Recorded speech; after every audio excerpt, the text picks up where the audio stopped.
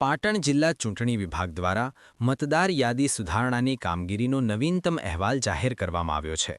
19 December 2025 સુધીના આંકડા મુજબ જિલ્લાની 4 વિધાનસભા બેઠકો પર કુલ 1,07,366 ફોર્મ વિવિધ કારણોસર અનકલેક્ટેબલ પરત જાહેર થયા છે. આ આંકડો કુલ મતદારોના 8.81% જેટલો છે. આ રિપોર્ટમાં રાધનપુર, ચાણસ્મા, પાટણ અને સિદ્ધપુર બેઠકો પર થયેલી કામગીરીની વિગતો રજૂ કરવામાં આવી છે. જિલ્લાના કુલ 1,03,669 પોલિંગ બૂથ પર 12,19,104 મતદારો નોંધાયેલા છે, જેમાંથી 11,11,738 મતદારોનું ડિજિટાઇઝેશન પૂર્ણ થયું છે.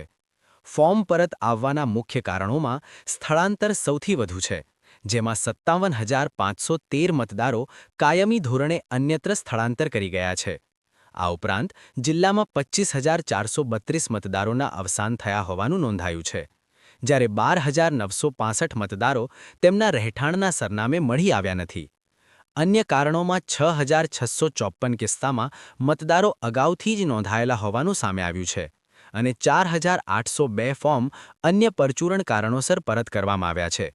વિધાનસભા બેઠક મુજબ વિશ્લેષણ કરતા પાટણ વિધાનસભા બેઠક પર સૌથી વધુ 10.99% એટલે કે 34,884 ફોર્મ પરત આવ્યા છે. સિદ્ધપુરમાં 9.04%, રાધનપુરમાં 8.55% અને ચાણસ્મામાં સૌથી ઓછા 6.56% ફોર્મ પરત થયા છે. હાલમાં સમગ્ર જિલ્લામાં ડિજિટાઇઝેશનની કામગીરી 91.19% સુધી પહોંચી છે. હક દાવા અને વાંધા અરજીઓ રજૂ કરવા માટે 19 જાન્યુઆરી 2025 સુધીનો સમયગાળો છે. નોટિસ ઇસ્યુ કરાવી સુનાવણી અને ચકાસણીનો સમય 10 ફેબ્રુઆરી 2025 સુધી રહેશે. આખરી મતદાર યાદી 17 ફેબ્રુઆરી 2025ના રોજ પ્રસિદ્ધ કરવામાં આવશે. આપ સૌ જાણો છો એ પ્રમાણે ભારતના ચૂંટણી પંચની સૂચના મુજબ મતદાર યાદી ખાસ સઘન સુધારણા કાર્યક્રમ અંતર્ગત આજે પહેલો માઇલસ્ટોન આપણે પૂરો કર્યો છે. આજે ડ્રાફ્ટ રોલની પ્રસિદ્ધિ કરવામાં આવી છે.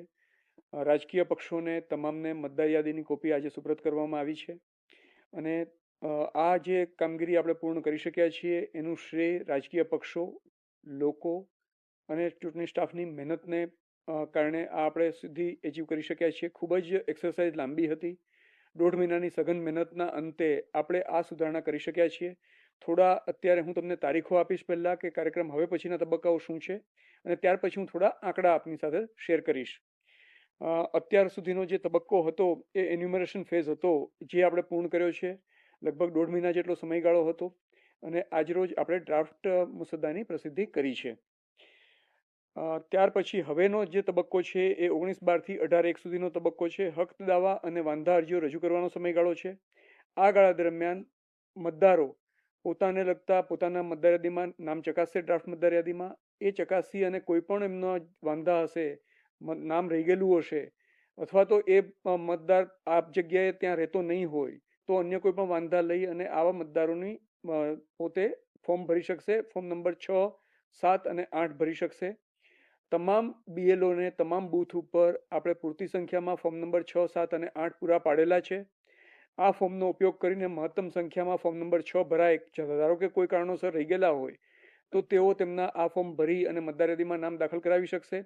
જો શિફ્ટ થઈ ગયેલા હોય તો ફોર્મ નંબર 8 ભરીને ત્યાંથી શિફ્ટ એ લોકો પોતાનું નામ બીજા મતદાર વિસ્તારમાં દાખલ કરાવી શકશે.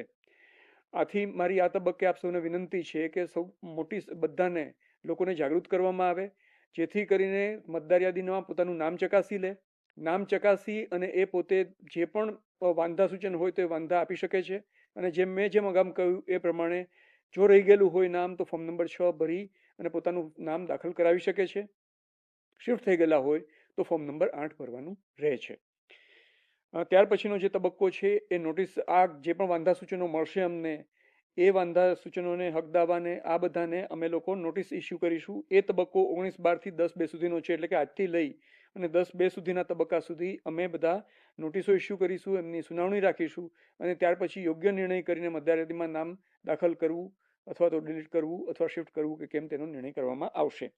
મતદાર યાદીની આખરી પ્રસિદ્ધિની તારીખ 17/2/2026ના રોજ છે. આ બધા વાંધા સૂચનો ધ્યાનમાં લઈ અને આખરે ઈઆરઓ દ્વારા મતદાર યાદીની આખરી પ્રસિદ્ધિ 17/2ના રોજ કરવામાં આવશે. હવે પછીનો જે હું આપને વિગતો આપીશ એ વિગતો અત્યાર સુધીના કેટલા મતદારો આપણે નોંધ્યા છે અને તેનું અત્યારનું સ્ટેટસ શું છે એ હું આંકડા આપીશ.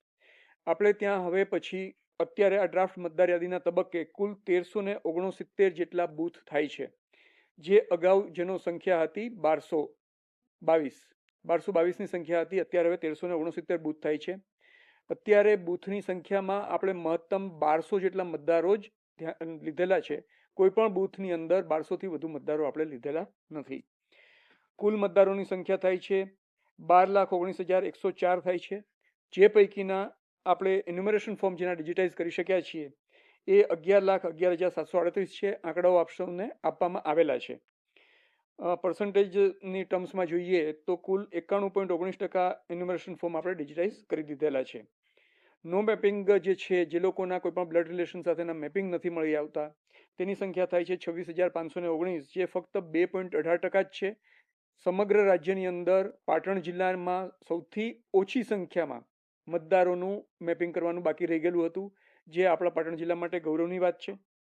કુલ જે ફોર્મ આપણે ભેગા નથી કરી શક્યા, એન્યુમરેશન ફોર્મ આપ્યા હતા મતદારોને, પરંતુ આપણને પાછા નથી મળ્યા જુદા જુદા કારણોસર, જેવા કે મૃત્યુ થયેલું હોય મતદારનું, ત્યાં રહેતા ન હોય, એ લોકો શિફ્ટ થઈ ગયેલા હોય, પરમનન્ટલી શિફ્ટ થઈ ગયેલા હોય, તો આ બધા જ જે મતદારોના કુલ સંખ્યા જે આપણી પાસે થાય છે એ 1,07,366 થાય છે અને તે 8.81% થાય છે.